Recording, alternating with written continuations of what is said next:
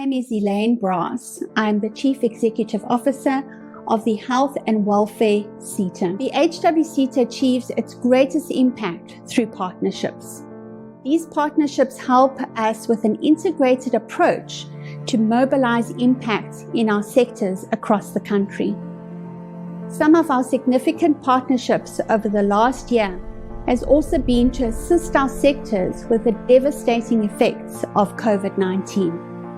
The Department of Social Development and the HWSETA together are mobilizing 100 youth into communities to combat gender-based violence and femicide, for example. There is no business as usual and no strategy as usual. The HWSETA knows that agility, responsiveness, and awareness of our sector's needs is critical in our world today. The world is different, and hence we need different solutions to skills development. No longer will we work alone. The HWSETA has identified partnerships with both public and private institutions to deliver hope to our youth, unemployed people, families, and communities affected by socio-economic devastation. To strengthen also our employers for greater productivity, service delivery, and growth. As we continue to walk upon an uncertain path, there is one clear vision for the HWSETA: skills development, education, and training to make a better, stronger South Africa. As government focuses on economic reconstruction and recovery, the HWSETA is ready to play its part. The HWSETA is the sector education and training authority over the health and social development sectors in South Africa. It's almost 10 years that we have supported the health and social sectors, in particular through our strategic plans in line with our mandate, the Skills Development Act, and the National Skills Development Strategies and Plans. Our vision too is the National Development Plan of 2030 and the White Paper on Post-School Education and Training. It is our vision to offer a complete solution in all areas, including communities and townships. Our youth in particular need practical solutions that lead to sustained generation of revenue. Including learners and drivers' licenses in many of our programs is one example. Funding the equipment and skills needed to start a small business is another example. Supporting a model for sustainable cooperatives, empowering SMMEs and NGOs to better be able to ride the wave of difficult times are another example. Indeed, we live in challenging times, which increases the pressure on people. As a country, we desperately need youth who will rise to make a better life for all. Our future is indeed bright if we all work together for a common vision, supporting each other and doing our individual parts. Where there are challenges, there are also many opportunities for those who seek them. The HWSETA wishes our partners, learners, skills development providers, our employers and their employees Godspeed in implementing skills development. These are our everyday heroes. God bless and keep safe.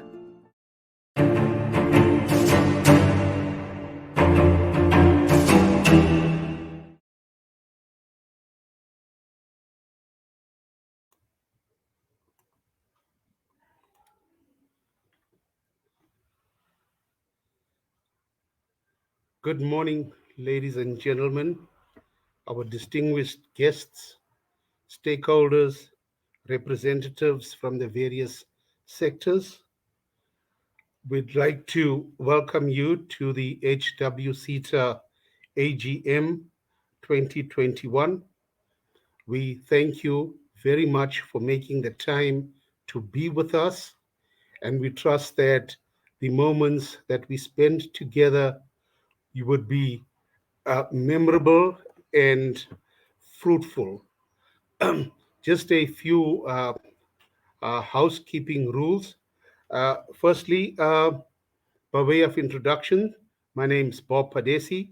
I'm the Corporate Services Executive Manager, and I will be your program director for this morning. If you do have any questions, I would respectfully request you jot these down.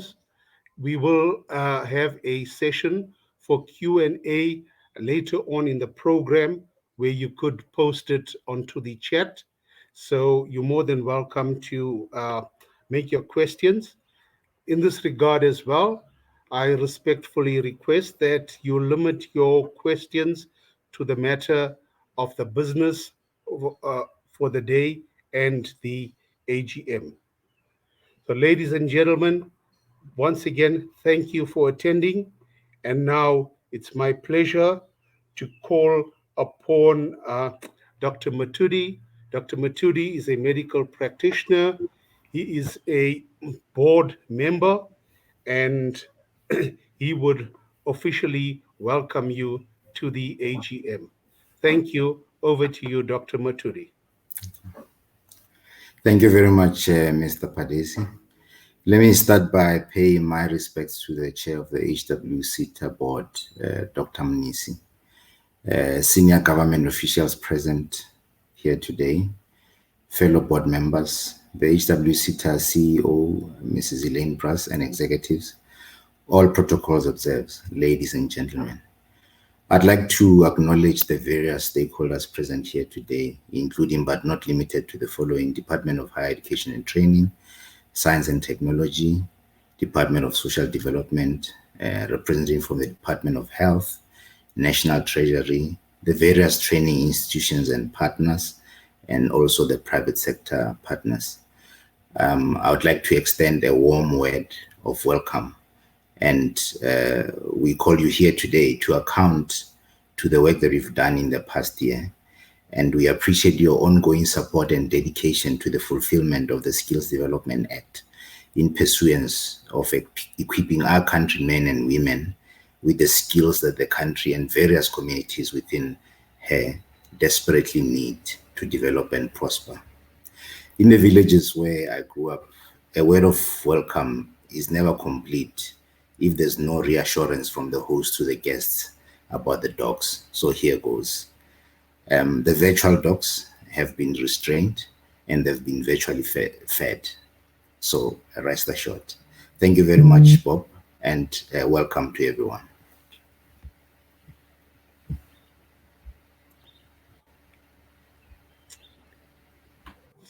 Thank you, Dr. Muturi, for those warm words of welcome.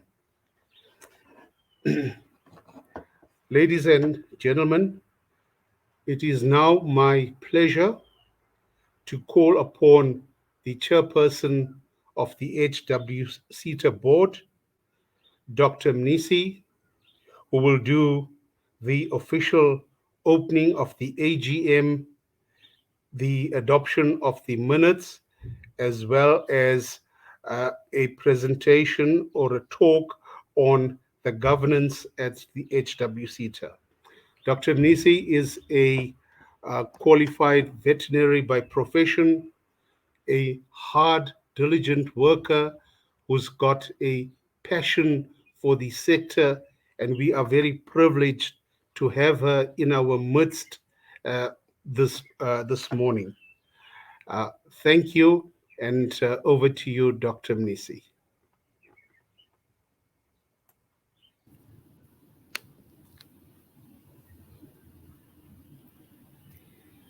Good morning, ladies and gentlemen. Greetings to our honored guests from the Department of Higher Education, Science and Technology.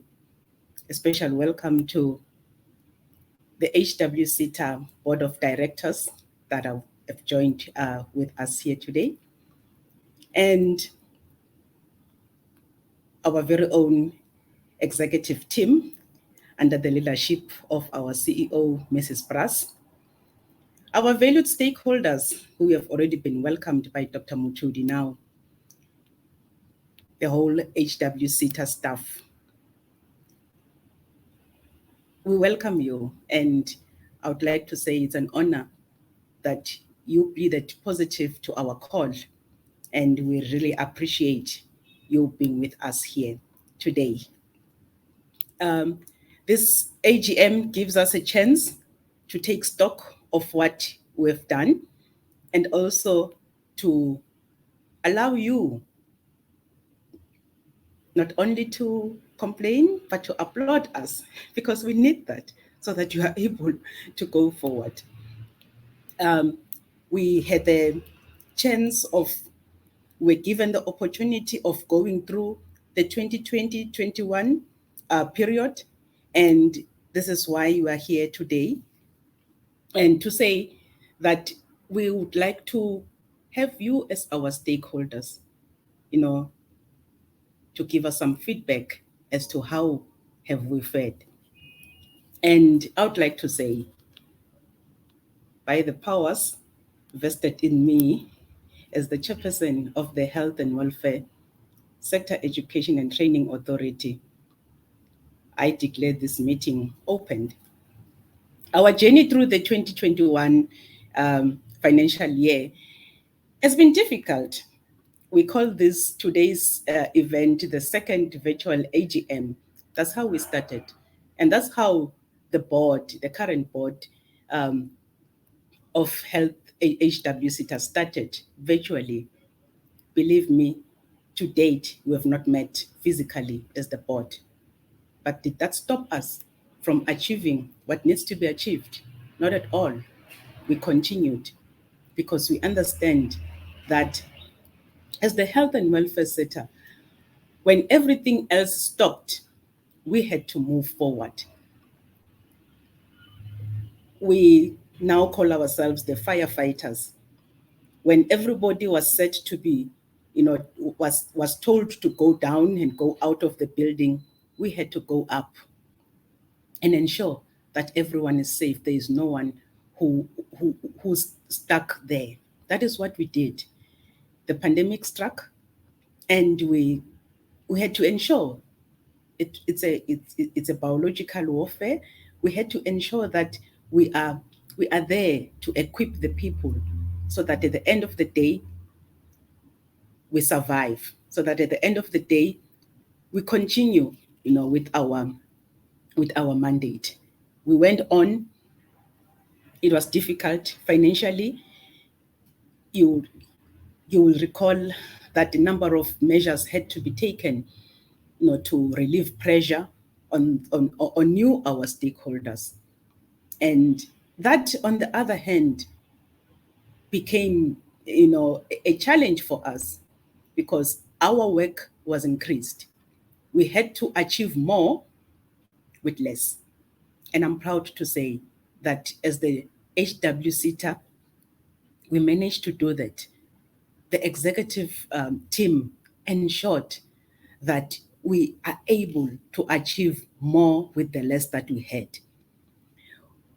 Through the many uncertainties that we continue to endure, through in this ongoing pandemic, we believe that we will emerge victoriously by working together. Working together, an example of that is today here, that we are with you. We do not want to just do stuff on our own, but we say we value our stakeholders. They are the reason for our existence. And we are able to continue doing what we do because of them. I had an opportunity just to indicate to you that I'm not just saying this because it's something that is always said.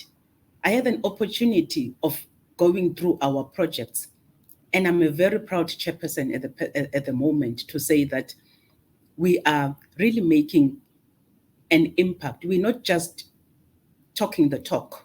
When we say private-public partnerships, we do that. Our projects, they ensure that we work together and we achieve more. At the end of the day, we would like to have a skilled South Africa. Our team, they work tirelessly, and they are so passionate, I must say. And I would like to say that Mrs. Brass and the whole team, your work, your efforts are noticed and with appreciation. Please keep up the standard. South Africa needs you. I would like to refer to the HWSETA report, a digital copy of which you will have received. Remember, we're doing things virtually these days. So I trust that you managed to go through it. And it is compiled by the board with the assistance of the executive team.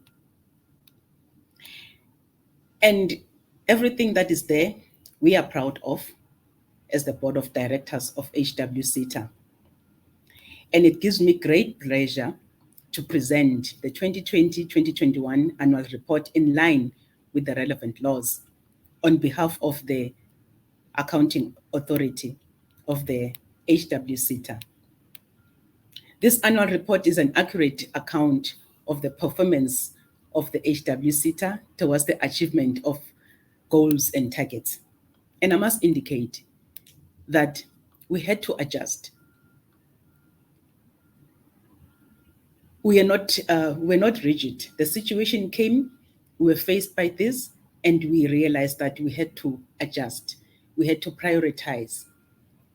And I'm very grateful to the board who managed to work together with the executive team to ensure that prioritization and adjustment of targets go smoothly in an effort and towards making a positive impact on the communities. I would like to say to our stakeholders, to assure you that as the HWSETA, we are passionate about delivering skills. We are passionate about the health and the welfare of South Africa. A lot can be said. There's a lot of talks going on about this and that, starting from at home. You wake up, you can talk with somebody and chat about anything. And unfortunately, most of the time, those talks, they tend to be negative talks, criticizing this, criticizing the government, criticizing the sector, criticizing the health sector, criticizing the welfare sector. But I would like to say that as the health and welfare sector, we do those talks also, but we don't stop there.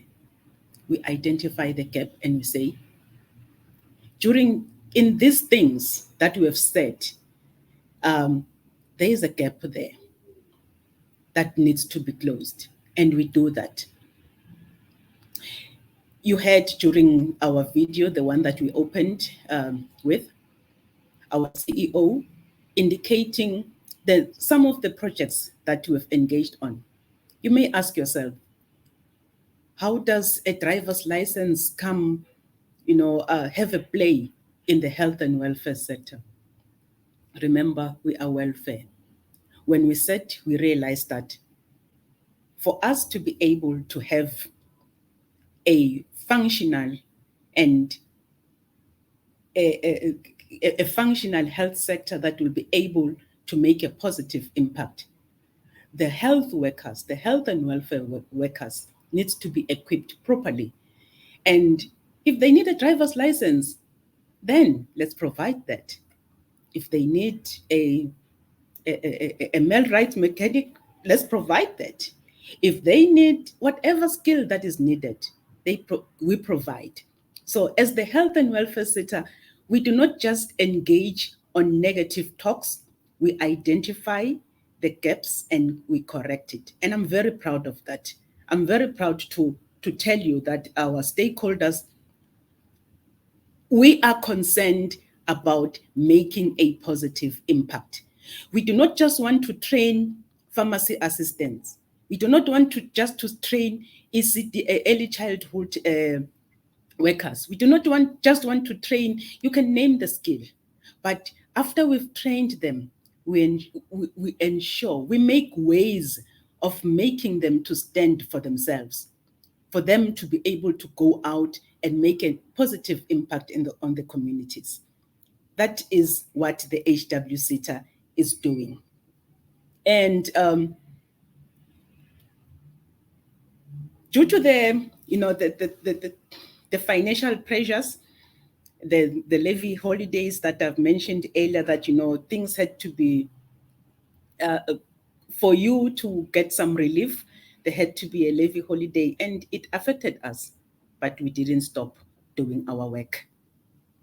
The HWSETA, we had to join, and we played our role in the fight against COVID. And I'm a proud chairperson to say that when other organizations were cutting budgets because of COVID, not able to fund this and that, we were able to say, we put aside 100 million just for COVID projects. And we did that over the period 2021. We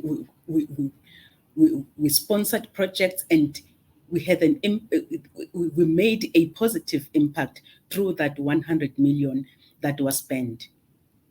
And remember, keep in mind that we're sparing 100 million in the midst of a levy holiday. Now, that's commitment. That is what the HWSETA stands for. We committed to providing skills and ensuring health and welfare in our communities. We reported performance in 2021 of 71% against the APP targets. And as I already indicated, that we had to adjust. And measures are currently underway to strive for an even better percentage in the current financial year. We've also achieved our 14th consecutive unqualified audit.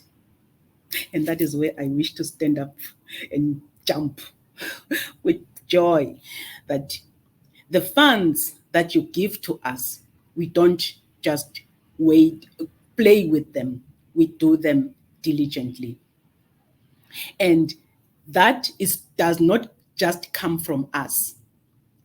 Auditor General has confirmed that yes, the HWSETA is doing things the way they are supposed to be done. And I would like to assure you that we are going to continue providing our services in a way that you are proud of, in a way, in the regular ways. We are going to make our brand go a little further, but not bending the rules. We are here, we would like to, all the rules and regulations that we have, we stick to that.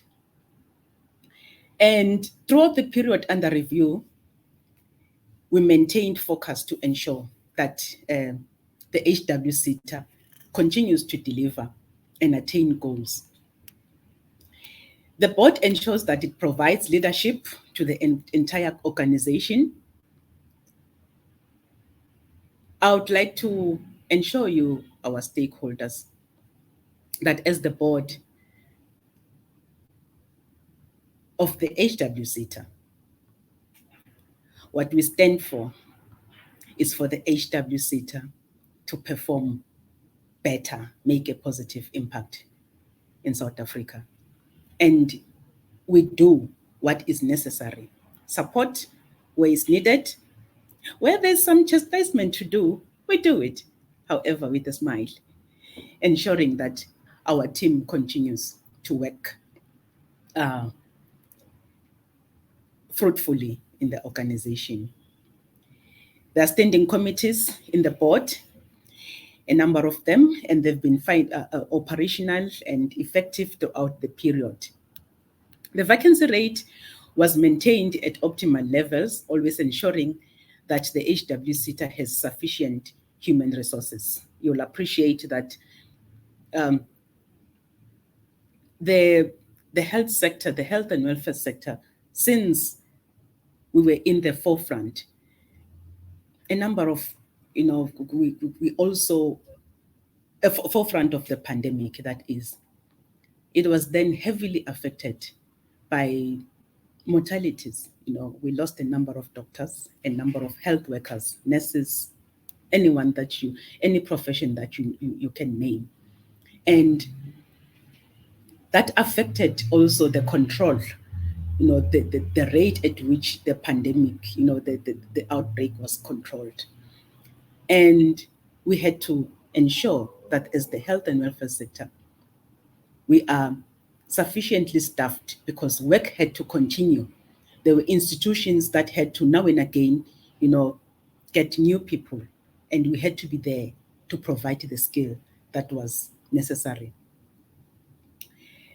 The board and the executive management and the management as whole, we maintained good relations with our stakeholders. And that is proven by you being here with us today.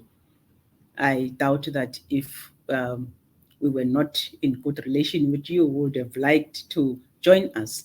So we thank you.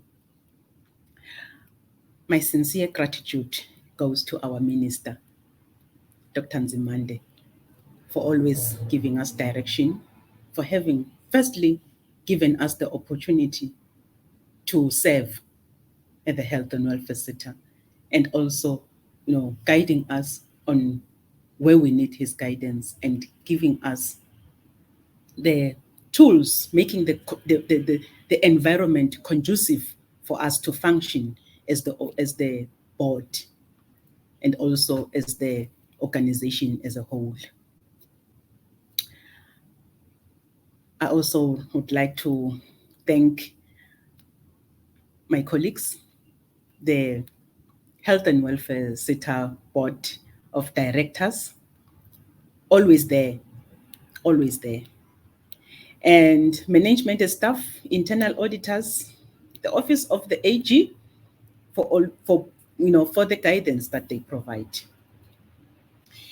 It is that sheer dedication and commitment that has culminated into the HWSETA's performance and delivery of programs and projects. I would also like to thank all the critical role players, such as the organized labor in the sector.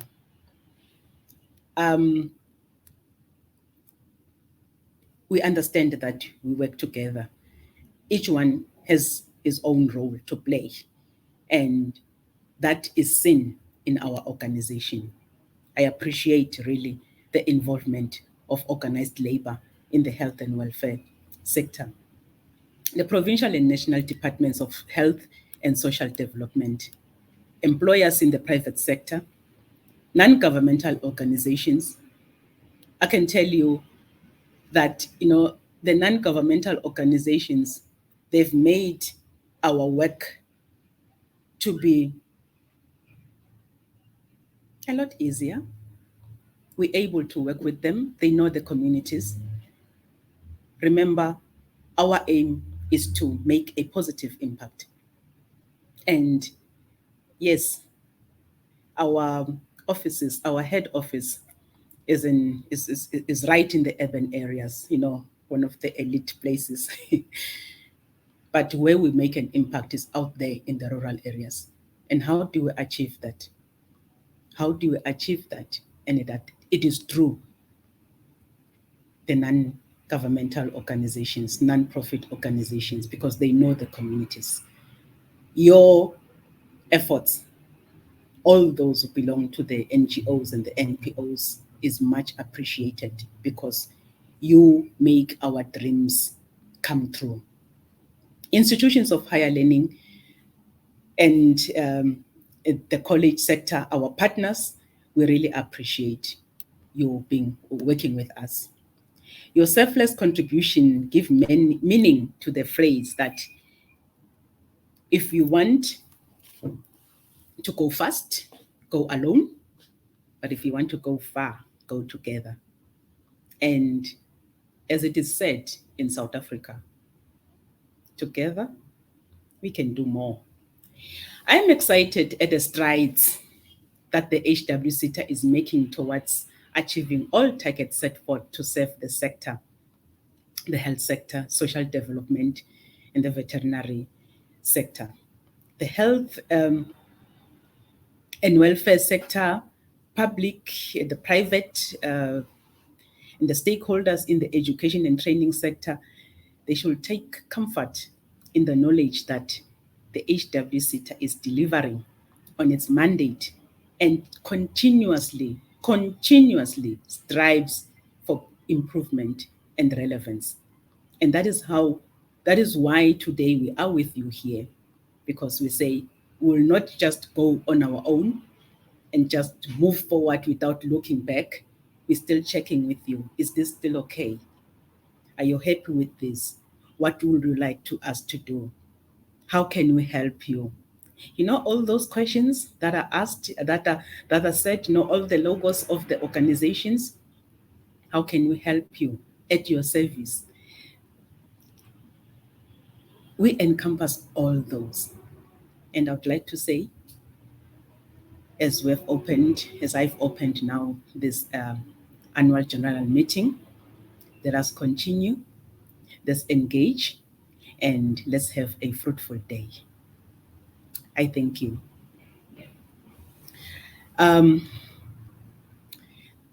The program director indicated that I also need to go through the minutes, which I trust that you will receive them in advance.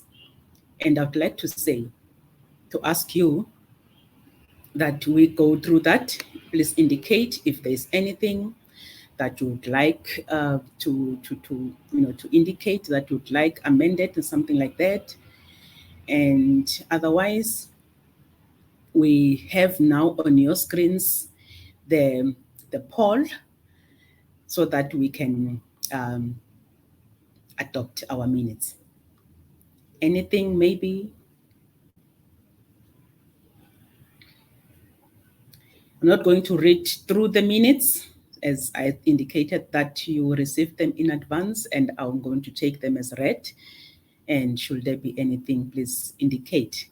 Otherwise, on your screens, you have the poll. So please, let's do that.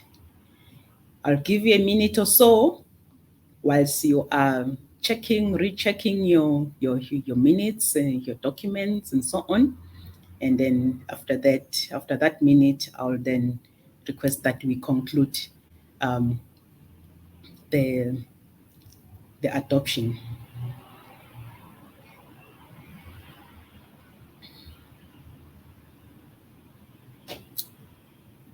Do we have somebody to move for adoption at the minutes that we have, a true reflection of the AGM that we held in December last year, 2020?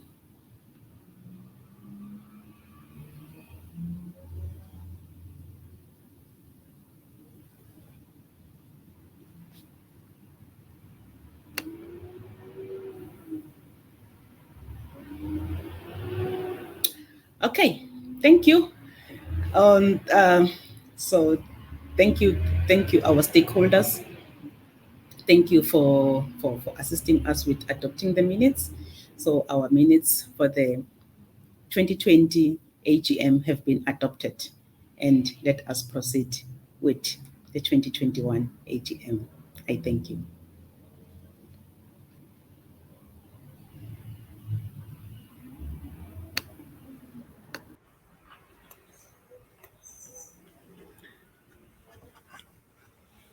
Thank you, Doctor, for those warm words and enlightening talk.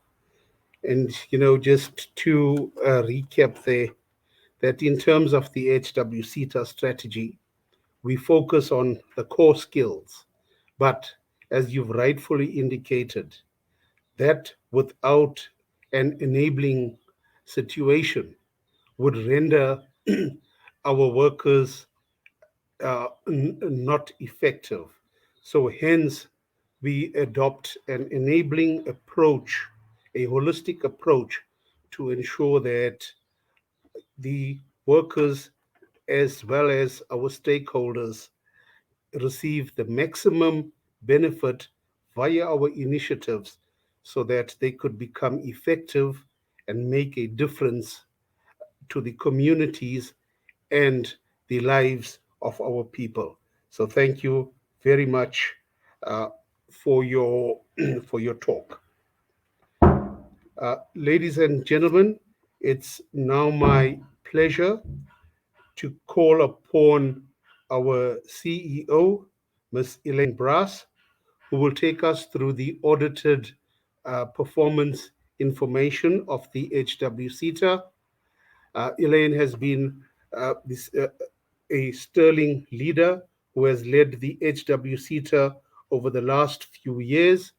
She is a qualified uh, CA, so we can be rest assured that she's more than capable of picking up information and issues long before they even arise.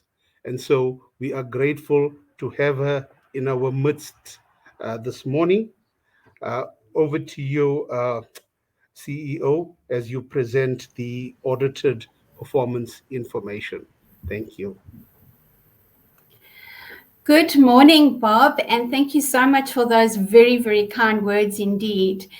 And an absolute good morning to our stakeholders. I see so many stakeholders in the room this morning, and it is an absolute honor to see so many of you joining us for our annual general meeting. I actually want to also wish you very warm greetings. Dr. Matudi has welcomed everyone.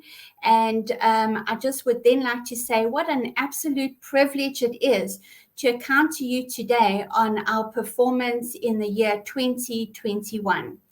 So I'd like to share with you a presentation going through that particular performance. So I'm just going to quickly share. Hopefully everything will go well here.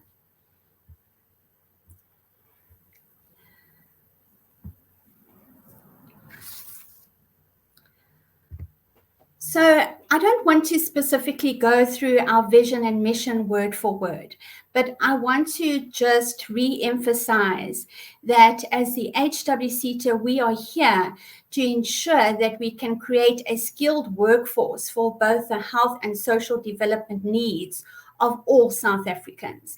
And we do this through an integrated approach. And throughout our AGM today, you will clearly see how we have embarked upon this integrated approach to skills development. But what is also most important to us are our values as an HWSETA. And we try and live these values on a day-to-day basis in everything that we do. So service excellence is so important to us. We don't always get it right, as the chair has indicated, but we certainly strive for better service excellence every day to our stakeholders in our sector. Transformation, transparency, integrity, respect, fairness, and today we are practicing also accountability.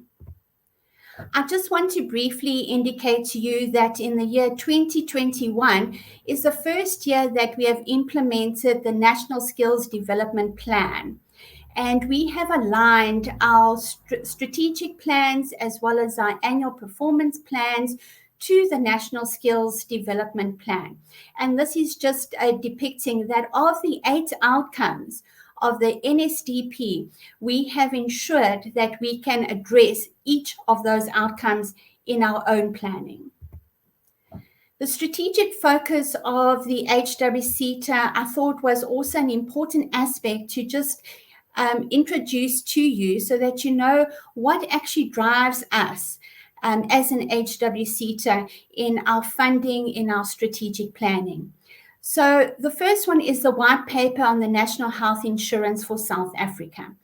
And of course, in this particular paper, there is a transformation from curative healthcare to preventative healthcare, from hospital care to primary health care. And changes in the landscape of occupations in our health sector is then noted. The ERRP, or the Economic Reconstruction and Recovery Plan, is actually so important to our country at the moment. And there are various key priorities included in this plan that the HWSETA will ensure that we can encompass in our strategic plans and our annual performance plans.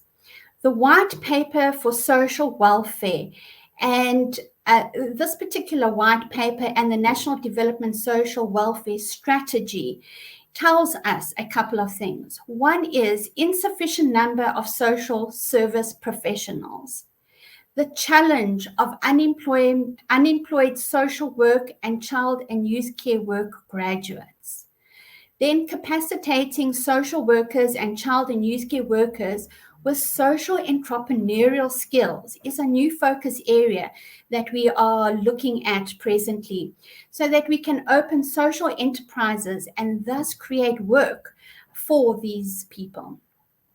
And then finally, animal health stems from the strategy for the employment of extension practitioners. And this includes animal technicians and veterinarians, increasing employability livelihoods for young graduates in the sector, including animal technicians. So capacitation of unemployed graduates with social entrepreneurial skills will be extended to also animal technicians. Some of our national priorities is the National Development Plan of 2030, the revised medium-term strategic framework, the Economic Reconstruction and Recovery Plan skills strategy, and this is not the second time you've heard about this today. Sector priorities, of course, and then women, youth, and people with disabilities. So just at a quick glance for the year 2021, what has happened in terms of our performance? Well, we started the year off with a new board. Part of our current board, we have retained 1/3 of our previous board members. And this current board has a tenure of 5 years to 31 March 2025. COVID-19 had a significant impact on our performance, and I will talk about this a bit later. COVID-19 also resulted in us giving extensive support to health and social development sectors through skills development, internships, and various partnerships. Our annual performance plan of 2021 had to be revised because of COVID-19. And this also resulted because of the 4-month skills development levy contribution holiday, which also had a significant effect on us, as the chairperson has already indicated. This also resulted in us going into an overcommitted state on our commitments, but we felt it most important that we support our sector in this very time of absolute need. And we applaud our sector for being out there in the front lines to fight the pandemic.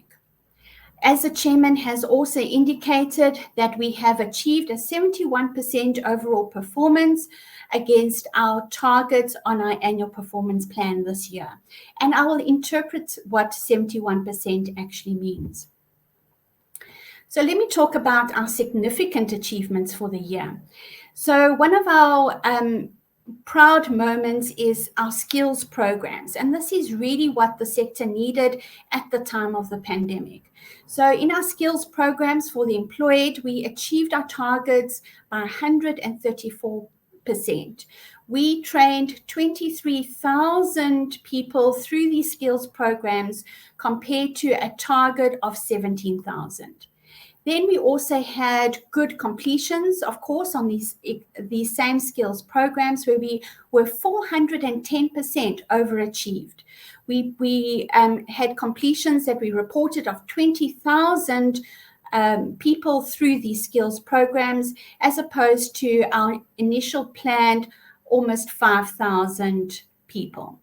Our skills programs for the unemployed, the targets were also met. This was also well supported. And our main focus for these skills programs was awareness and skills development and upliftment of skills. Rural area project support in poverty nodal zones was also well supported, and we overachieved by 167%. And this supported mainly mid-level skills.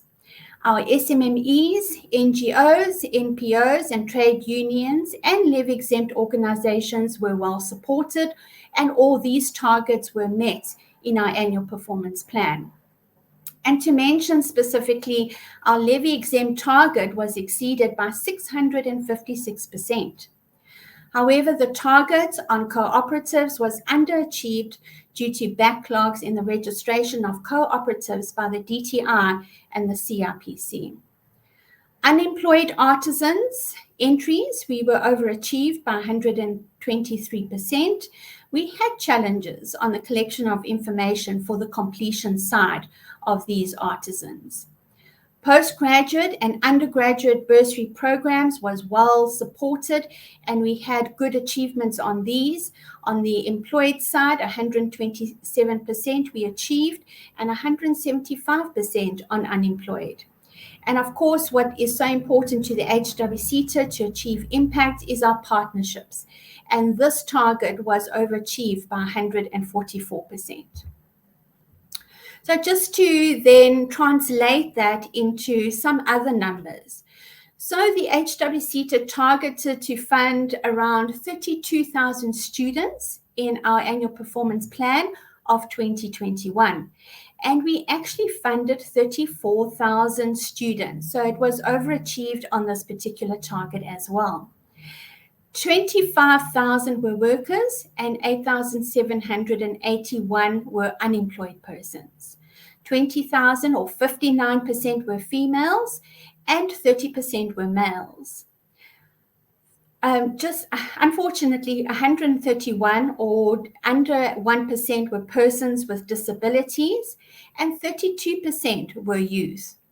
These students were funded and trained through a total of 484 partnerships with 370 employers that participated, 16 government departments participated, 39 post-school education institutions participated, and 59 levy-exempt organizations participated to ensure that we supported 34,000 learners over the year. The HWSETA funded a total of 26 mid-level skills and departmental projects, 8 cooperatives, and 158 small businesses for skills development. Completions from prior year entries, which were reported by employers during the year under review, were a total of 29,340.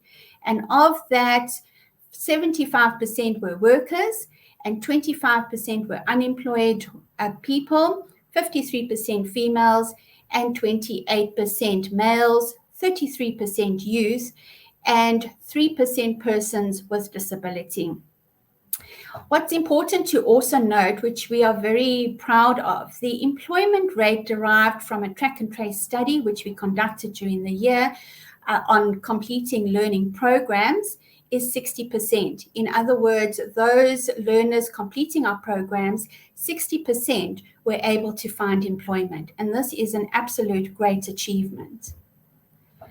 Just to show you some of the learnerships that we funded in 2021, and in fact, we dispersed 186 million Rand into the sector for learnerships alone.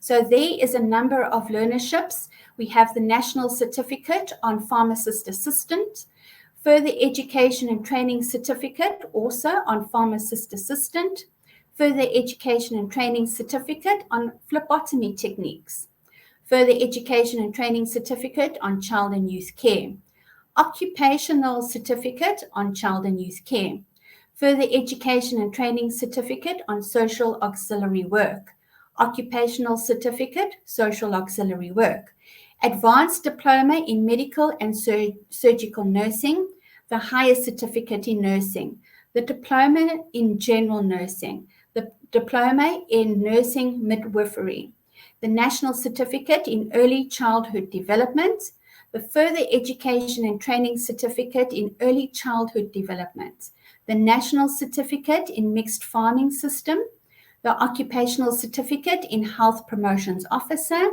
the National Certificate in Wholesale and Retail, the National Certificate in Production Technology, and the National Certificate in Victim Empowerment. 186 million to these learnerships over the year. On our quality assurance side, we've had a great performance for the year under review. The targets were met for accreditations issued as well as certificates issued. And this was an improvement from the prior year. The targets for the development of full or part-time qualifications was also met, with the following qualifications registered in the current year. So we had a full qualification for first responder, 2 part qualifications for first responder, and 1 qualification for social auxiliary work. Once again, the RPL program has again overachieved on both entries and completions, with 305 learners completing an RPL qualification. This is an achievement of 134% of our planned targets. I want to mention a couple of our partnerships, and our partnerships extend over public and private. Some of our public partnerships that helped us during the year to achieve 71% performance, which is really excellent in the light of the pandemic and the challenges that we experienced during this time.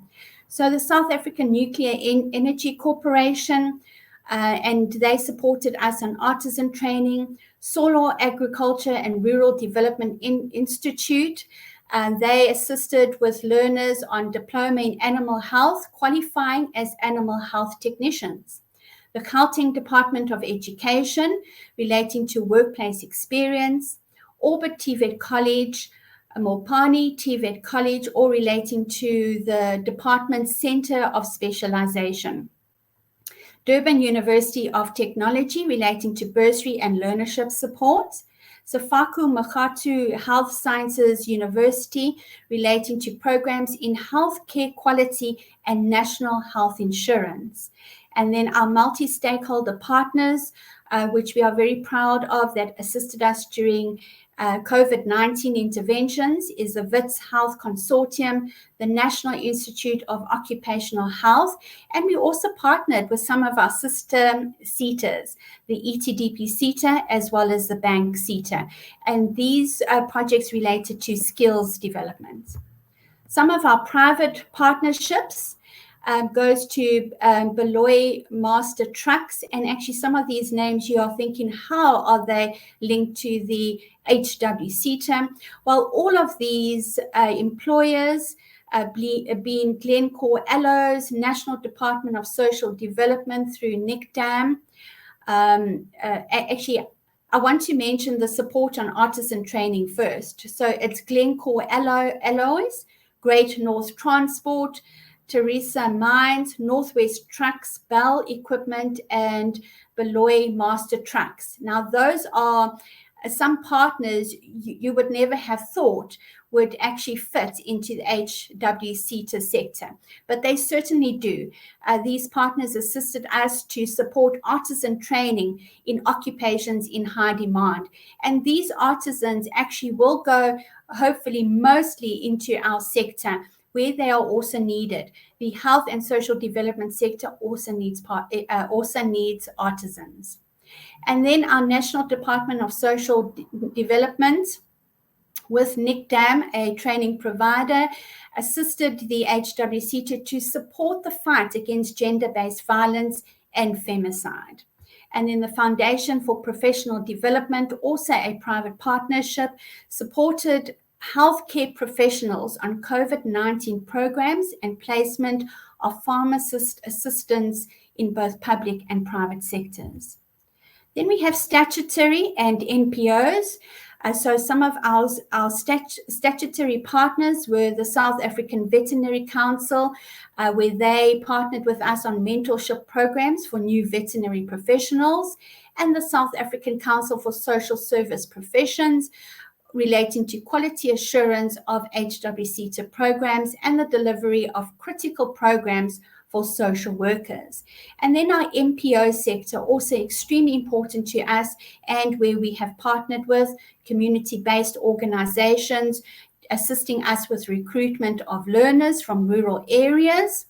And then also the National Association of Child Care Workers, the NACCW, relating to placement of social auxiliary workers in schools to fight bullying and other forms of discrimination. And Forum of University Nursing Deans of South Africa to support and equip ICU nurses in case management of COVID-19 patients. And then, of course, Higher Health. And they assisted us with skills development in the post-school education and training sector, including COVID-19 interventions and wellness of students, lecturers, and administration staff in TVET and universities. So this also gives you an idea of some of the projects that we have run over the financial year. And then also our last NPO, not our least for sure, is our National Public Service Workers Union. And there were various organizations here: the National Education, Health and Allied Workers Union, the Democratic Nursing Organization, Public Servants Association, and Health and Other Service Personnel Trade Union of South Africa. And this partnership helped us to educate, to ensure worker education programs to strengthen the organizational capacity of worker leaders from trade unions. We had challenges with regards to the COVID-19, and it had a significant impact on the HWSETA. And just to put it in perspective, there was a loss of around 3 million jobs in the country over this period. For the HWSETA, we were more fortunate in our sectors. In fact, in most areas in our sectors, we actually increased the number of jobs that were taken up during this period. But some of the impact that we had from the COVID-19 is instead of our usual average 95% performance on our annual performance plan, we ended the year with a 71% performance. Our completions were significantly affected. Training and exams were delayed, and there were also delays in trade tests. Entries were also affected. There was the postponement of the academic year and late proclamation of matric results, and this affected implementation of many of our programs, including bursaries, completions, and entries in both TVETs and universities.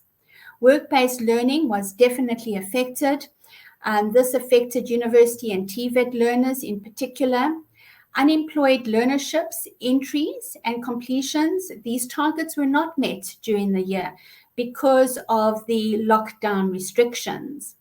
Retrenchments from the NGO sector unfortunately did happen, and there was a reduction of funds in particular to this particular sector. SMMEs also experienced financial difficulty. And COVID-19 regulations affected all types of programs that required on-site learning, for instance, internships. Priority of employed staff versus unemployed staff. For instance, employed staff were not made available to go on certain learning programs because they were needed in the forefront of fighting the pandemic. Unemployed for internships were severely affected, as I've mentioned, and employers could not release staff, as I've also mentioned. And there was a focus on the COVID-19 interventions by the HWSETA, and hence some of our targets, which were well exceeded. So here it is again, just the effect on unemployed and the effect of unemployed due to COVID-19. It affected both areas, unfortunately. And entries into the employed learnerships and artisanships and AET training and completions were below target due to the challenges faced in releasing staff for these particular programs. And the national lockdown regulations affected adult education and training for unemployed persons, as one can imagine. And these targets were unfortunately also not met. But we've got strategies to overcome areas of underachievement because we are still, unfortunately, in the pandemic and in the COVID-19 environment. So we launched our careers guidance portal, which will ensure greater reach on career guidance to youth, to learners, and to all persons that would like to look at the various careers offered in the health, social development, and veterinary science sectors. We have also increased our reach on the track and trace studies. Employers supported for work-based learning is also to be increased, and this will ensure that we can collect information to report our completions. COVID-19 vaccinations is going to have a significant impact in our sector, and this will increase training and work-based interventions. And then, of course, we have also introduced online training or e-learning. And in fact, we have approved a number of skills development providers, and I'm sure Bekedi could actually correct me. I think it was about 17 providers that we have approved for e-learning interventions, and this is currently underway in our sector. Research remains strong at the HWSETA, and over the period we produced 5 research reports and 4 research articles were published. 4 monitoring and evaluation reports on projects of the HWSETA were also disseminated. We met our targets. A track and trace study was also conducted, as I have mentioned, with a 51% response rate, lower than planned, but the study revealed once again the high employability of our learnerships, our artisan programs, and these were 72% and 67% employability respectively. So of the responses that we have received, we have a high employment rate in these particular programs. And it also indicates that these are really addressing the needs in our sector. Unfortunately, we had a low response rate on bursaries and internships. And in fact, you can access our research reports on our website, and on the right-hand side of the screen is actually a snip from our website. Our HWSETA capacity is extremely important, as mentioned by the chairperson of our board. We had 94% full positions within the HWSETA to ensure that we can service our sector. We have increased automation of our systems over the period. And if you want to have a look, 33% of our staff complement is male, 60% female. And we have spent 354,000 on training interventions and bursaries for our own staff. And this was during hard lockdown periods and lockdown regulations. Just to have a quick look at performance from a different angle, we brought in 563,000 Rand in revenue over the period. Thank you to our participating employers. And of that, we dispersed 789 million Rand in various projects and interventions. We spent 53 million on disbursements on mandatory grants, and currently we have 1.6 billion Rand in commitments. So this is our commitment to our sector over the period. And here is just a depiction of how we have spent our money.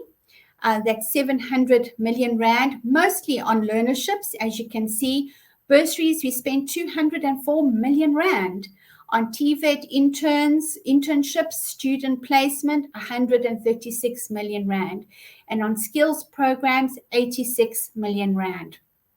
So that is the spread of the disbursement on our projects. So that was the performance for the 2021 financial year. But just a quick look into the next financial year. We are busy with the final draft of our annual performance plan for the year 22-23, and we are budgeting 530 million Rand in discretionary grants. And underlying our strategic plans going forward and our annual performance plans are various indicators. So one is our change drivers that we have had to take into account, both in the past and in the future. So in our sectors of health and social development, we do know there is a high burden of disease. There is challenging socio-economic realities. There is changes to the scope of practice of professionals. There is technology changes and the ERRP and skills strategy, high levels of interpersonal violence, and the NHI and re-engineering expansion. We have taken into account economic factors, social factors, and technology factors. And with regards to all of these factors, as we know with economic factors, resource-constrained environment is what we are experiencing. There is enormous demands for healthcare and social services. And to respond to economic factors, we will ensure that there is changes in policy and service delivery, technological developments, skills shortage that is driven by legislative changes, and the human rights-based development agenda. And health pandemics like COVID-19 will also be addressed in the current workforce. The social factors, the HWSETA will support training for social service practitioners in victim empowerment, crime prevention and support, substance abuse, women empowerment, and child protection services. And the HWSETA on the technology side will support training in basic, intermediate, and advanced digital skill sets to assist job seekers and to upskill workers, and advanced digital literacy for academic staff and to equip them with digital fluency and digital mastery. So we have also undergone our stakeholder sessions for this planning period. We did that in the month of August and September, and our greatest focus was on the economic reconstruction and recovery plan. Of this, there are 8 priority areas, which I won't go through, but just to say that the HWSETA has identified these priority areas and what we will actually do with regards to each. So just a quick flavor here is medical equipment that we will support, training technicians in medical equipment inspector, medical equipment repairer, and medical equipment maintainer, manufacturing of medicines, vaccines, and medical technology, early childhood development, skilling, reskilling, and upskilling of ECD practitioners, localization and agro-processing, so training of small-scale farmers and livestock handlers in the primary animal health care, and entrepreneurship and innovation. So these were some of the things that have come out of our interaction with our stakeholders in line with economic reconstruction and recovery plan, and also in line with that particular skill strategy. Some of our success factors that I just want to mention in us performing at a 71% over the last financial year is that we ensured that operations continued regardless of COVID-19. We were fully operational as the HWSETA. We also had to manage strategic risks very carefully. We had to ensure that we maintain our capacity at the HWSETA and that we also have good internal control environment. We also had to ensure that we looked at our compliance, and compliance management and performance management were in place, and we maintained a good, strong corporate governance environment. So change does not happen on its own. Change happens because we get involved. So my sincere thank you to all of our stakeholders for your continued support. We could never have done this without you, and we can't continue to perform without you. Let us continue to serve our sector together for greater impact, to offer hope and build our country. And then finally, I just want to also thank the Department of Higher Education and Training for your guidance and support and the great interaction that we have on a regular basis. to the board of the HWSETA, your leadership, your robust discussions about our sector, keeping us on our toes to account, to improve, but more importantly, to remain passionate about the service that we offer in our sector.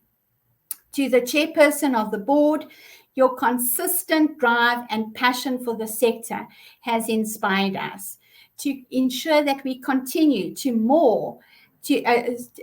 ensure that we continue to do our very best and more than our best. So thank you for that, and thank you for encouraging us. Also to the HWSETA executives, managers, and staff of the HWSETA, we cannot do this without the combined efforts of all of you. Your perseverance and dedication in these challenging times to serve our country is so admired. To our audit committee chairperson and our audit committee members, your commitment to good governance and accountability is highly appreciated. You have directed and guided and supported the HWSETA over this last year. Of course, a thanks goes to our internal and external audits who ensure that we can continuously strengthen our internal control environment. And then thank you to... And then that is my final thanks. And thank you, stay safe, and God bless our country. Thank you, Dankie, Siyabonga, Re Alabonga. Thank you. Over to you, Chair.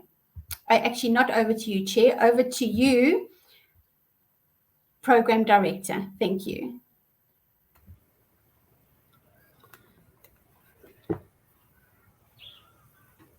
Wow, thank you so much, CEO, for that comprehensive presentation, and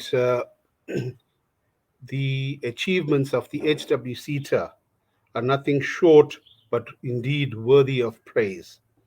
And our focus on the women, youth, disability sectors really is making an impact, and we will continue to grow from strength to strength. Thank you very much.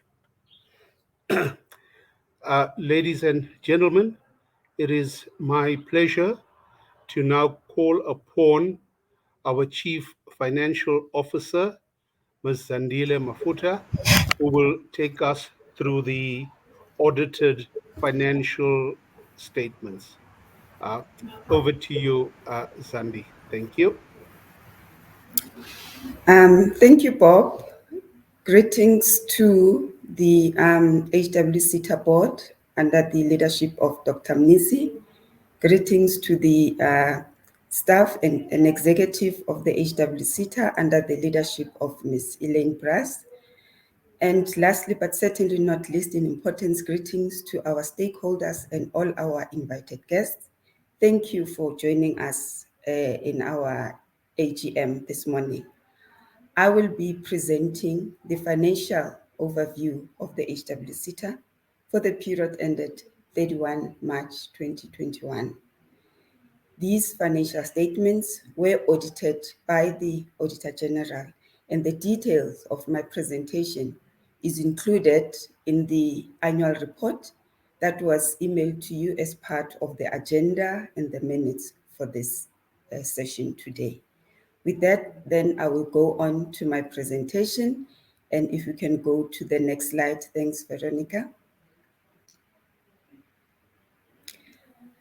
So in terms of our key financial facts, starting with revenue, our revenue for the period was 561 million. This was a 3.9% above budget of 541 million and a 28.6% a decline compared to the previous year when we had 787 million. And this decline was mainly due to the Skills Development Levy contribution holiday. You will recall that 2020-2021 was a different year. At the beginning of the year, we were hit with COVID, and the whole world economy, South Africa, not excluded, was affected. And to that end, the state president announced a stimulus package. And as part of that stimulus package, there was a 4-month skills contribution holiday that was afforded to you, our stakeholders. That holiday did impact on our revenue as HWSETA, and it also required us to revise our budget. And that is why 2021 revenue is 28.6% lower than the 2020 revenue. The 561 million that I referred to is made up of skills development levy income, and for the period we collected 367 million, and this is the area that was significantly affected by the 4-month contribution holiday. This 367 million was 9.6% lower than budget of 406 million, and this was a revised budget, and it was 31.9% lower than the actual of the previous financial year, which was 539 million. The other line item making up our revenue is our government levy. We collected 169 million, and this 169 million was 61.8% higher than budget of 104 million and 7.6% lower than 2019-20 actual of 183 million. And I think at this stage, I would like to thank our health and social development departments, because they really carried us through the 2020-2021. You can see that from a revised budget of 104, because we were as conservative as we possibly could be when we did the revised budget, we were able to collect 169 million. Our other line item making up revenue is interest income. This is interest on our funds in our bank account as well as our investments. Our interest revenue was 26 million for the year. That was 15.6% lower than budget of 31 million and 59.8% lower than the previous financial year when we earned 64 million. And the reason for this decline was mainly due to, I've mentioned the income coming in affected by these skills development contribution holiday, and also the extent of the outflow with the discretionary grants disbursement. And you will see as I proceed with with my presentation. Revenue collection, this is the graph that depicts our revenue collected. I indicated that with regards to the skills development levy, we were lower compared to the previous financial year, as well as our budget. And this despite the fact that our skills development levy contributors increased by I think it's about 1.1% to 11,103. Collection on government levy, we collected 100% of our government levies. That is why I said, a special thank you to our health and social development departments. They really carried us through last year. Interest was lower, as can be depicted in the revenue collection, and as indicated, we had a cash outflow far exceeding our cash inflow, and also with the repo rate being reduced or left unchanged, this impacted on the interest rate that we earning on our funds that was in the bank. Next slide, please. In terms of our expenditure for the year, total expenditure was 992 million. This was 4.7% lower than budget of 1 billion and 11.1% higher than the previous financial year at 893 million. Our expenditure is made up of, that 992 is made up of discretionary grant payments of 789 million. We disbursed 789 million in support of our sector, all the projects that we had committed to as the HWSETA. We spent 789 million, and this was 4.7% lower than budget at 828 million, but 20.8% higher than what we disbursed in the previous financial year at 653 million. Our mandatory grants payments for the period were 53 million. This was 19.1% lower than budget at 66 million and 43.3% lower than the previous financial year at 94 million.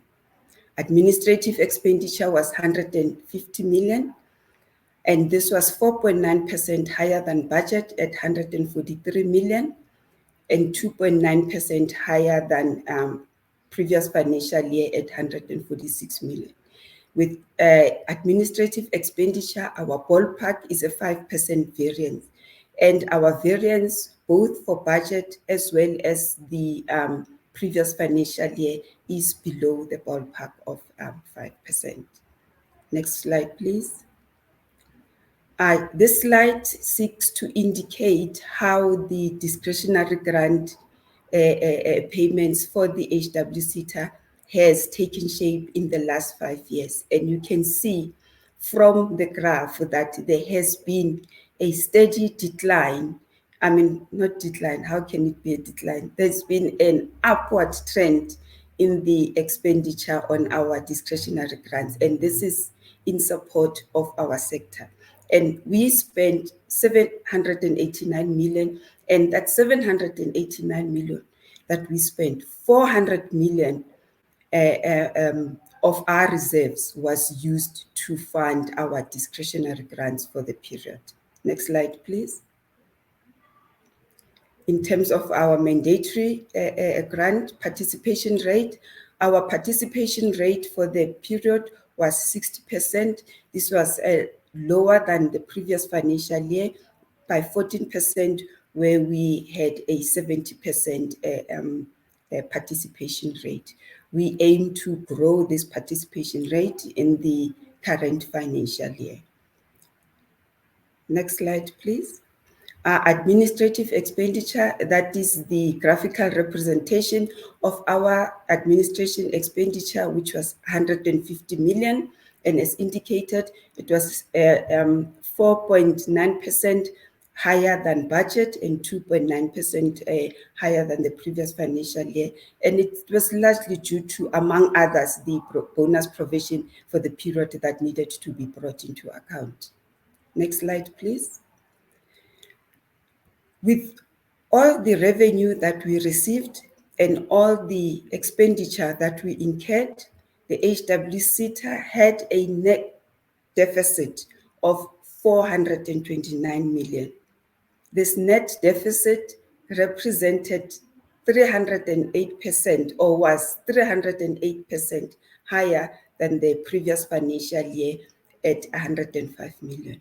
I, however, want to put perspective to this net deficit to say this deficit was largely due to the extent of the discretionary grant payments that we paid for the period, which was 789 million.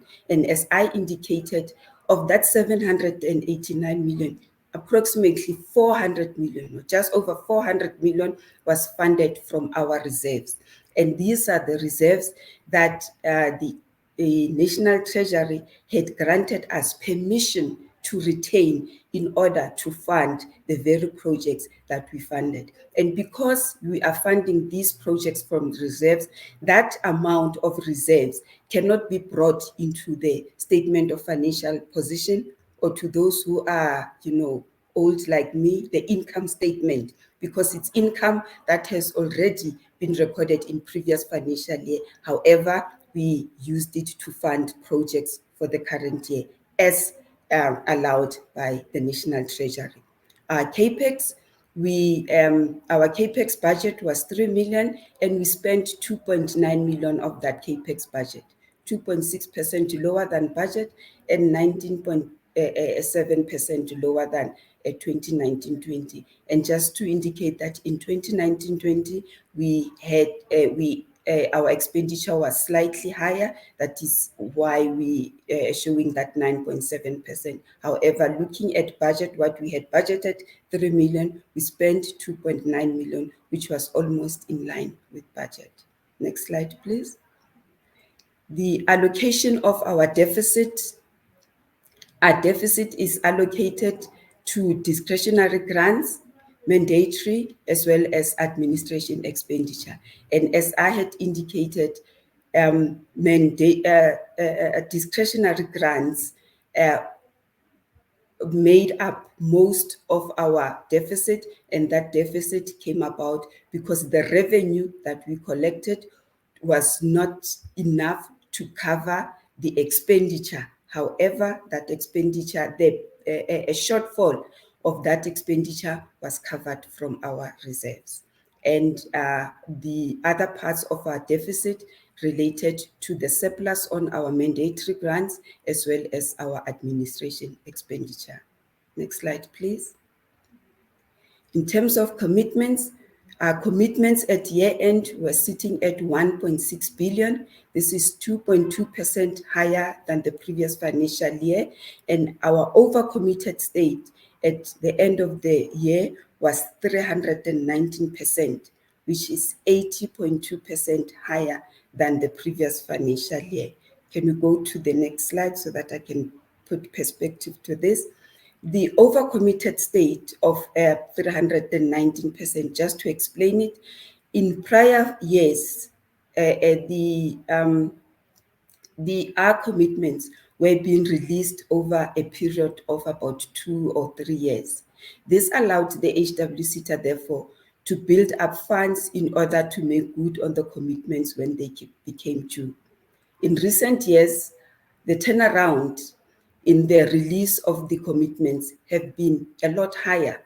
And this is demonstrated by the fact that in the last 18 to 24 months, the HWSETA has disbursed 1.5 billion in discretionary payments.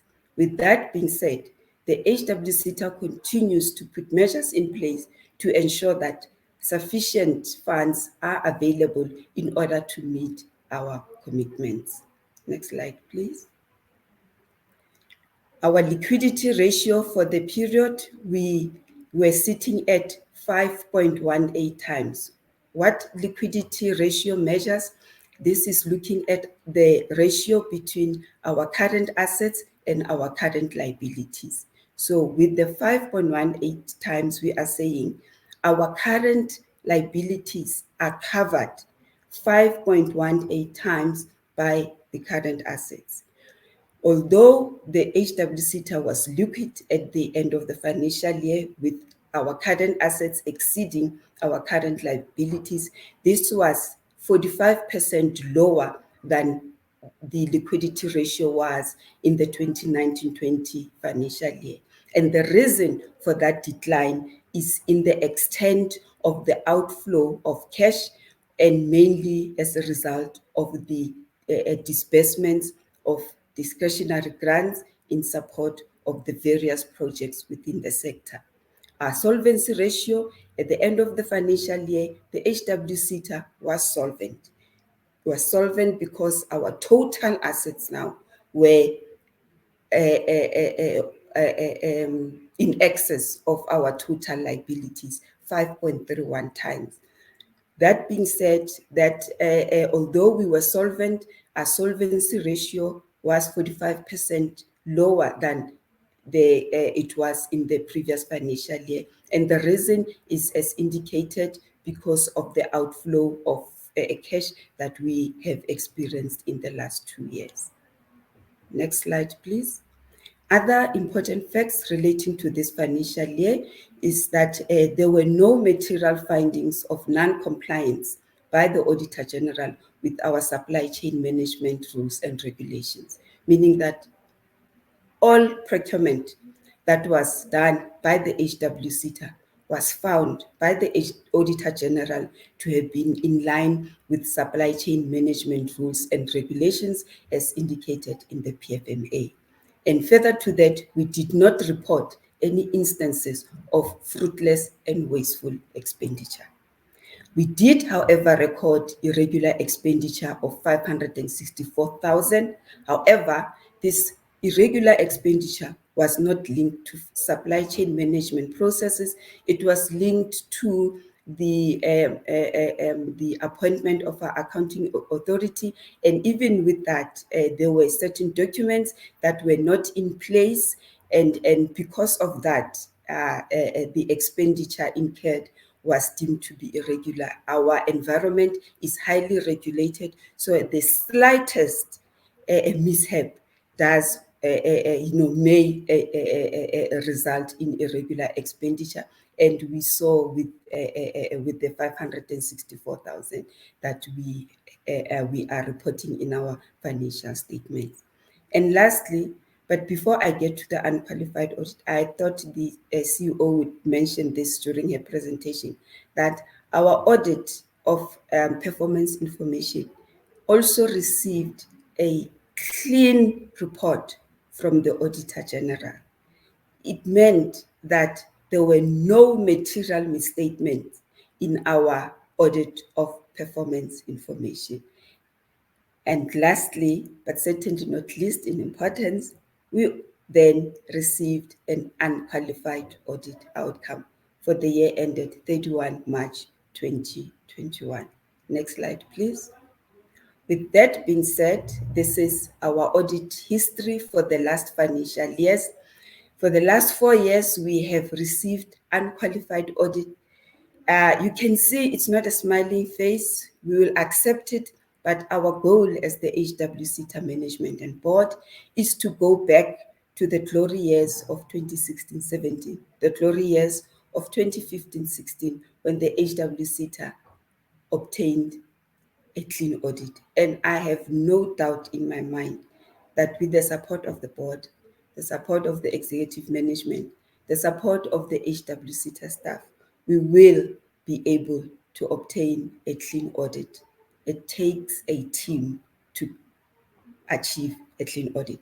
It's not a finance issue. It's not an SCM issue. It's a collective approach. And with that, this brings me to the end of my presentation. And I thank you very much for listening. Thank you.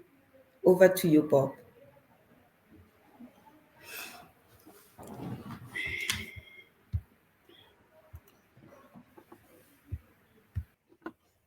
Thank you so much, Zandi, for that detailed report and for the financial statements. We take comfort that our finances are in good hands. Thank you very much. Ladies and gentlemen, moving on with our program, we will take questions pertaining to the various presentations that have been made. The chat line will be open where you could post that. We ask you do it quickly and swiftly. And whilst you are doing that, we have a video that we would like to share with you at this time. Thank you.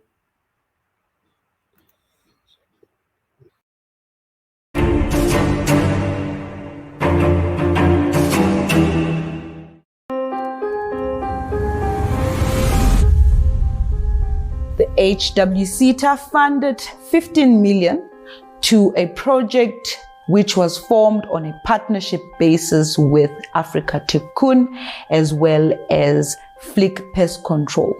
This project was initiated by the City of Johannesburg, where it looked at funding and skilling a total of 250 unemployed youth in different skills that would aid them to develop skills and also to gain workplace experience in different occupational categories that will later see them entering the world of work. Health and Welfare SETA has demonstrated that's a SETA that believes in youth. It has helped us to put skills development programs over a period of 12 months that has benefited the knowledge and the scope of their ability to engage with different disciplines. For example, in the case of Africa Tikkun, the young people were able to engage with management. They gained project management, specifically how to manage projects, skills. They gained child and youth care, in terms of the social sector. Pest control deals with chemicals and pesticides. So it is imperative that they get trained on how to use the pesticides. But most importantly, how to use the skill to put bread on the table for themselves and their families. My thinking has been changed. I usually introduce myself as Ambongoka is a single mother of two and unemployed. But now Ambongoka is a pest control technician. I-program ye-pest control ingisize ngokuthi ngithole ulwazi ngokusebenzisa ama-chemical nokuxhumana nama-client uqhathanisa ukwenza i-profit ebhizinisini. It was for us as young people being able to give other young people opportunities, because I'll be training people now for them to be able to be technicians in the future. Ngiyabonga kwi-HWSETA. In a nutshell, I can say thank you very much, Health and Welfare SETA. The HWSETA partnered with TechnoGo, which is an organization that is involved with the empowerment of youth in this country. The partnership was a total of 33 million rand for a training of 600 learners on robotics as well as coding. This project aimed to increase also the confidence in young women and give them and empower them so that they can be liberated, and also to curb the abuse of women in the country through empowerment. So I would highly recommend it because it is giving us opportunities to learn new things which will be beneficial in future, because you have to try different things. You have to step out of your comfort zone in order to reach to the certain point where you want to. Honestly, favorite aspect was placement. We were placed at the Department of Sports, Arts, Culture and Recreation in the Heritage Department. So we got to actually help them with planning events. So we planned the Workers' Day events, we planned the June 16, we planned Mandela Day. So all that combined, it was a lot to learn in the Department of Sports, Arts, Culture and Recreation. This program can help me in a living. In the beginning, I was not able to use computer, so now I am able to use computer, and I can teach children or open some small program about the computer skills. First thing, I would like to thank the HWSETA. Thank HWSETA. Okay, I just want to thank HWSETA for helping us getting the skills in this program.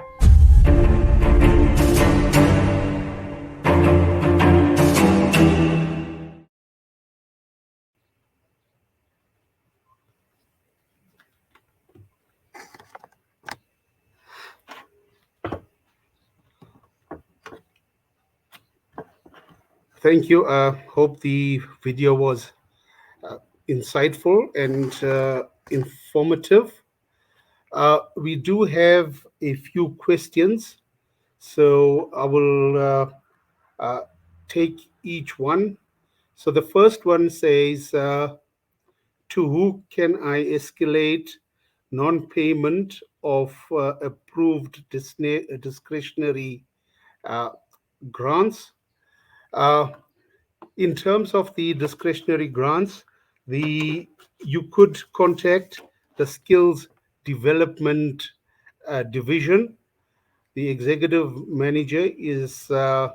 Skumbuzo Kabasha, and I'm sure that if you haven't received your discretionary grants and all conditions have been fulfilled, he will gladly assist you with that.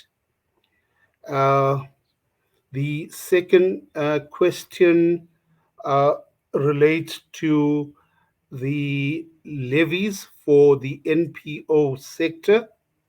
So In terms of our practices, the NPO sector is a levy exempt sector.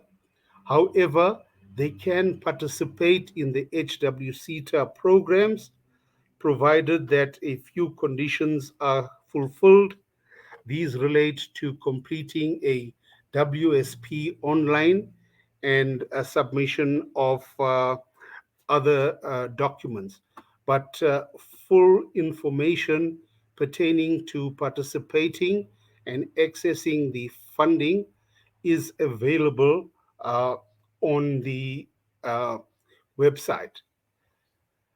There's another question that talks to bursaries, and somebody is desiring to study psychology, and how can the individual access bursaries.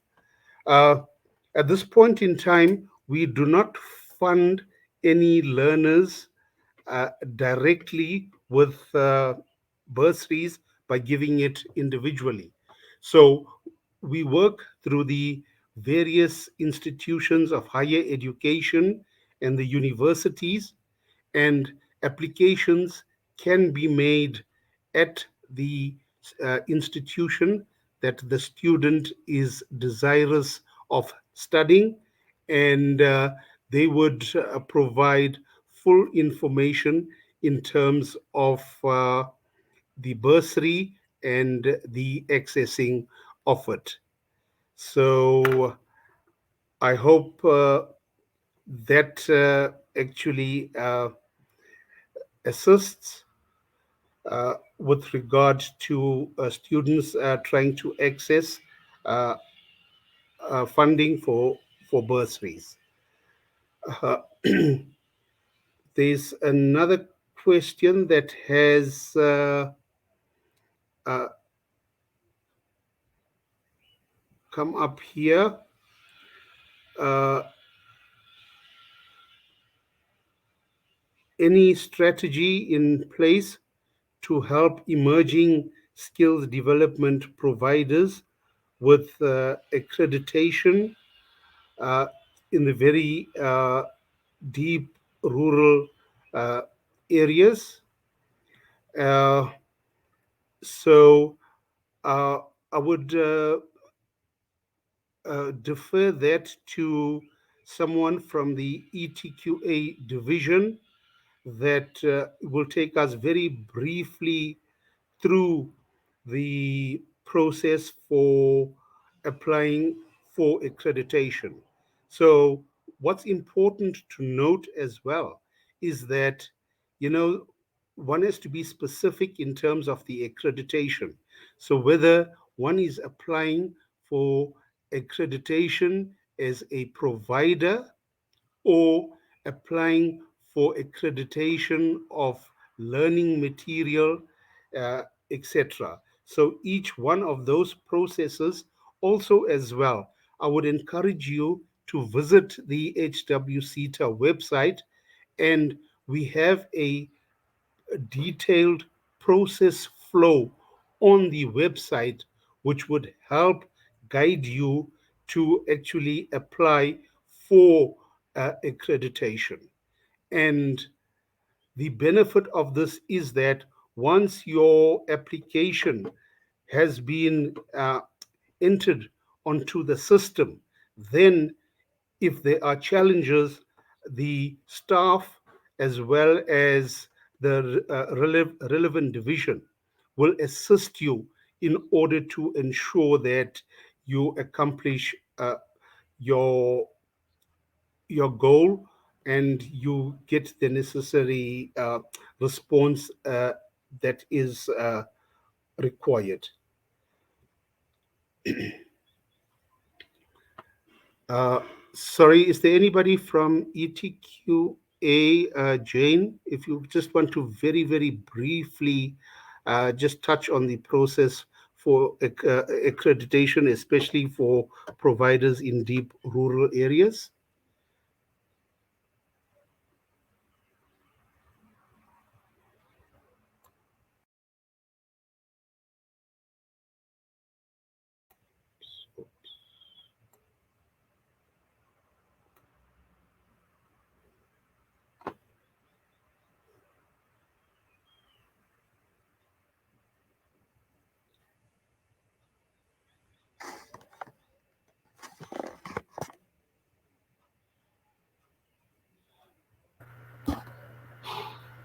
Good morning, all stakeholders, board members, executive managers, and HWSETA staff that have joined the AGM today.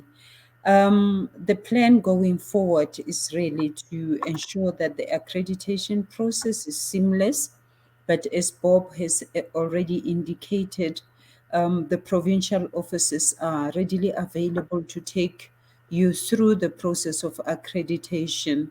So we make it very, very, very supportive so that you don't find it too strenuous, because we do have our application being made online. So they will take you through the process of applying online and ensuring that the necessary documents are attached for your application to be approved. So that is the way we support our stakeholders on the accreditation process. Thank you, Bob.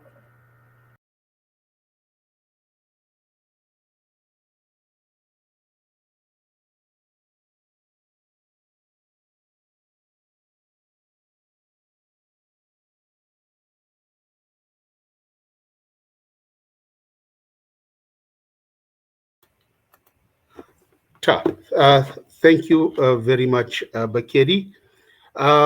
There's just another question that I see on the chat box here.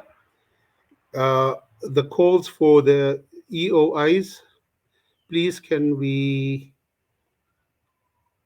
be, where can they be mailed to recipients once it has been approved? And we're checking on the website, and we somehow miss deadlines.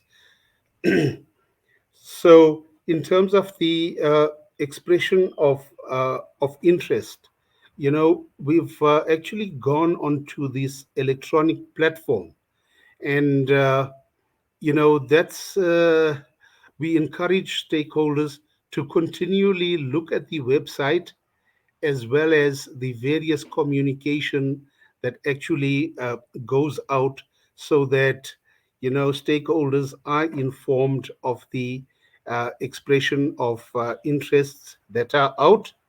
So for the 2021-2022 one, these have already been processed. We are in the stage of finalizing and awarding that. So all applicants who have been successful will be notified in mid-November in terms of the outcome of their applications for the EOIs.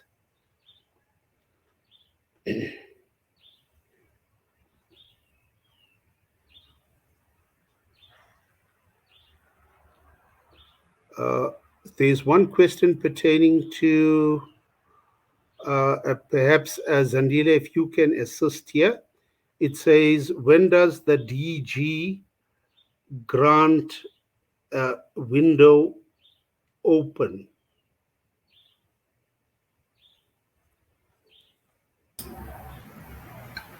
Bob, I think Skumbuzo can take that one. I'm not really sure when they say DG grant window, what's that relating to? Or I suppose it's probably discretionary grants. I thought it was looking at the Director General. Apologies.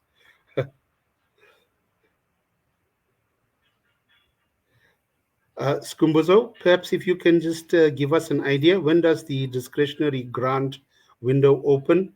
Skumbuzo or Luyenda or Mlu?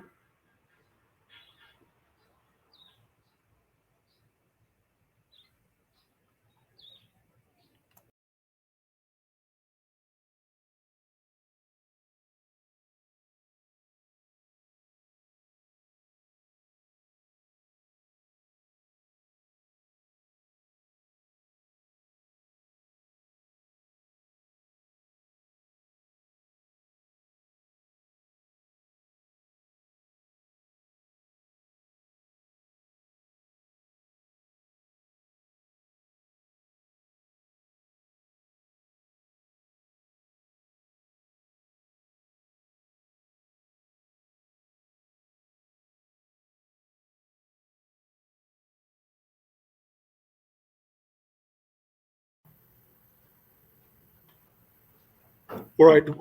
Sorry. Whilst we waiting for someone to assist with that question, I'll just move on to the, excuse me, the next question here. This is from Neo Nkosi from Camp Sizanzi Life Skills. The question is there a published document which states HWSETA plans regarding skills development in the NGO space, focusing on IT or ITC development? Uh, at this point in time, unfortunately, there is no ICT or IT development within the HWSETA. However, we would refer you to the relevant SETA. I think it's the MICT SETA that offers ICT qualifications as well as ICT skills courses. So once again, if you could just log on to their website, I'm sure that you would find all the information that is available, as well as the courses and the various initiatives that they do attend to and provide funding and training in.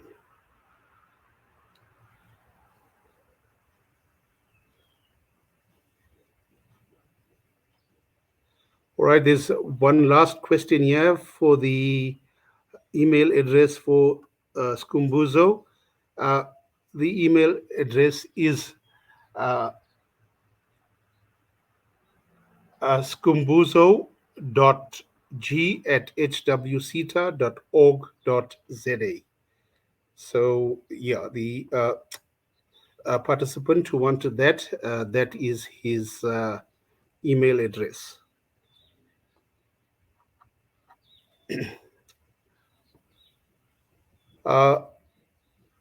Colleagues, attendees, thank you so much for those questions. Our channels still remain open. As I've indicated, your best option, best bet, where you will definitely receive the right, correct advice, use the website. Our staff all have access to the website. They continually log onto the system to check on outstanding issues, queries, etc. We are working in a virtual environment, and we have a turnaround time as well that you would find on the website, and you will derive maximum benefit from there. So I would encourage you to use that at all times. All right. So those are the questions, and I hope we have answered your questions to the best of our ability.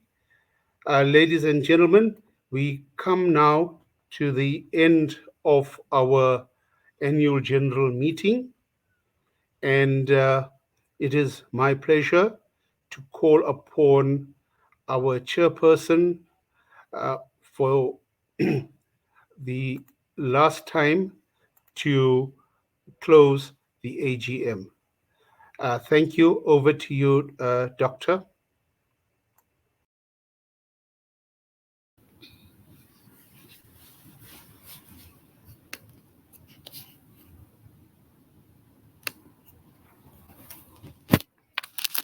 Good afternoon. I would really like to thank you for having been with us through our annual general meeting for 2021. And we appreciate the comments that we received, the questions that you posed, and we believe that you were answered. Should you have not received a satisfactory answer, or maybe have not having been answered adequately, you're most welcome to follow us and to follow up with us on the contact details that you know. I would really like to appreciate all the work that has been done. And as I give back to the program director for our board member to come and give proper thanks, I really would like to say we appreciate having been with you. And we will see you again in around November, around this time, October, November, December 2022. And we trust that by that time, we will be having an even better report to give you. Thank you for having been with us. Thank you so much, Chair. It's my pleasure to call upon Ms. Bochane. She's a board member, and she will officially perform the vote of thanks. Over to you, ma'am.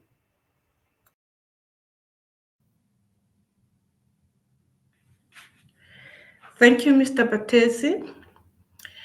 The HWSETA would like to thank everybody that graced us with their presence today in our AGM. You are appreciated.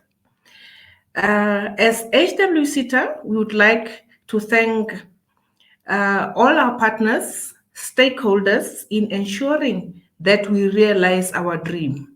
In that, I mean the Department of Higher Education and Training, the Department of Health and Social Development and their ministers at the helm, employers, skills and development providers, moderators, facilitators, NPOs, NGOs, our sisters, and everybody that I did not mention.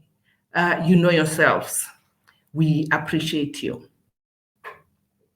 In this dream, our vision, mission, values, and ethics are embedded. So it is quite imperative that we see that all of that comes to life.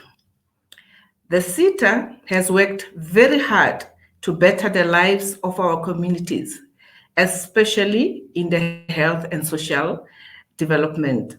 And we're using the skills development in these sectors as a vehicle to reach a vast majority of South Africans. And we can say that dream is being realized. The skills development in the sector has gone up despite the pandemic, which has exacerbated unemployment, poverty, and mental challenges. And we needed to rise above it. And you were right beside us. And our numbers in trainings can attest to that. So we want to thank you.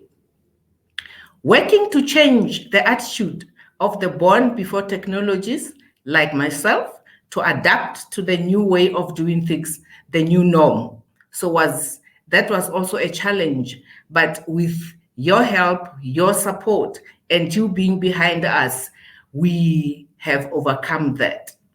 And we are very, very grateful for that.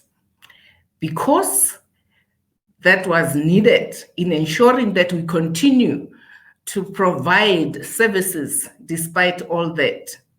And we can really say we've done that. We've reached even the deep rurals because we had you as partners. It was not without challenges, and you gave us a push and we stood on your shoulders. Thank you very much. Even a good car would need a good driver. For that, I would like to applaud the CEO, executives, managers and staff, the the chairperson of the HWSETA, and the board members for steering the ship to ensure that South Africa continues despite all the challenges. You are really a good people. You are trailblazers. May God bless you further in your quest to better the lives of the South Africans. I thank you all.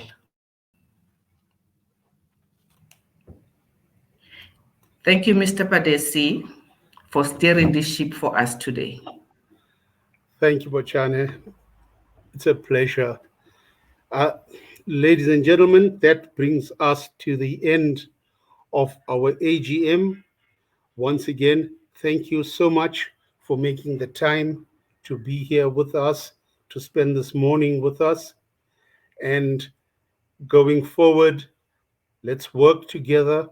We have a number of provincial officers in each of the provinces. Please utilize them. We also have satellite campuses in the rural areas. Please visit them, utilize them. There's a lot of information out there. There's a lot of activity that's going on there. We want you to be a part of this here, and we encourage you to do that. So though it's not just a white elephant at head office that controls everything, the activity, the operations are running at our provincial offices as well as our satellite offices. And I encourage you to utilize that. So once again, thank you so much. Do enjoy the rest of the day. Monday is voting day, so go out there, make your mark, and take care. Be safe. God bless you. We declare this meeting formally closed. Thank you.